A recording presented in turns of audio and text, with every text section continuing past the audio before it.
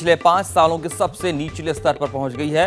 बीते सितंबर महीने में ही थोक महंगाई दर गिरकर 2.38% पर आ गई है, जो कि पिछले 5 सालों की न्यूनतम दर है।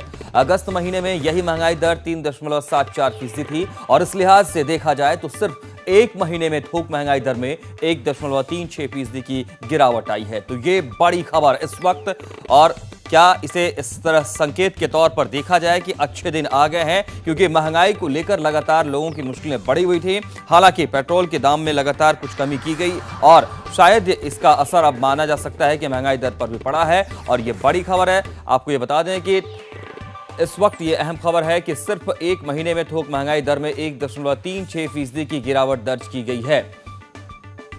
तो क्या इसे माना जाए कि अच्छे दिन आ गए हैं आम लोगों के लिए? 5 साल के न्यूनतम स्तर पर महंगाई दर पहुंच चुकी है और इससे ये संकेत मिलने लगे हैं और इससे ये इशारा मिल रहा है कि संभवतः आम लोगों की जरूरत की चीजें सस्ती हो सकती हैं और उसमें लोगों को सहूलियतें मिलने लगी हैं। इसका असर आने वाले समय में और बेहतर दिख सकता है, ये आकलन इस वक्त किया जा रहा है।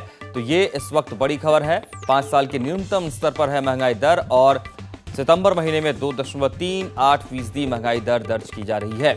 हर्षवर्धन त्रिपाठी हमारे साथ, हमारे संवाददाता जुड़ रहे हैं और अपडेट्स के लिए उनके पास रुख करेंगे।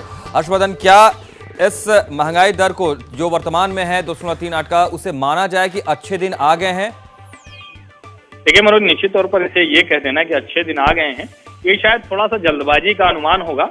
और जो सबसे बड़ी बात है कि आज जो महंगाई के आंकड़े आए हैं वो थोक महंगाई दर के हैं। लेकिन हाँ, इतना जरूर कह सकते हैं कि अच्छे दिनों के संकेत आ गए हैं और अच्छे संकेत आए हैं, क्योंकि करीब 6 महीने के आसपास की सबसे निचले स्तर पर महंगाई दर है।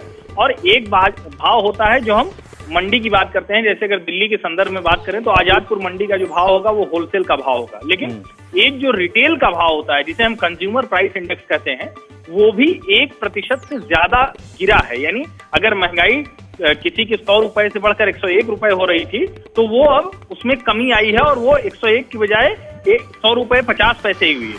अगर इस तरह से हम देखें तो ज्यादातर चीजों के भाव काबू में है।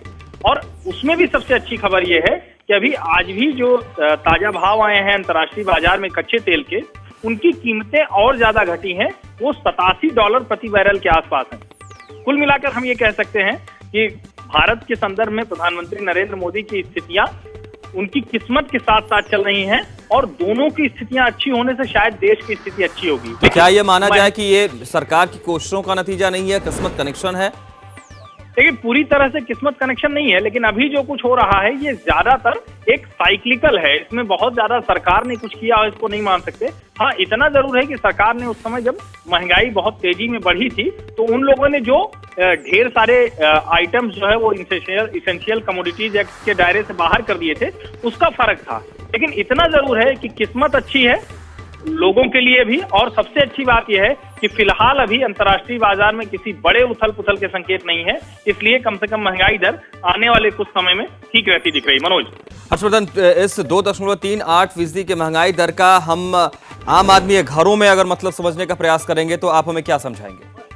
देखिए, निश्चित तौर पर अगर सीधे 1% होलसेल महंगाई दर घट जा रही है तो इसका सीधा सा मतलब हुआ कि जो हमारी जरूरी चीजें हैं वो हमारे पास जो उनके बढ़ने की रफ्तार थी वो रफ्तार घटी है।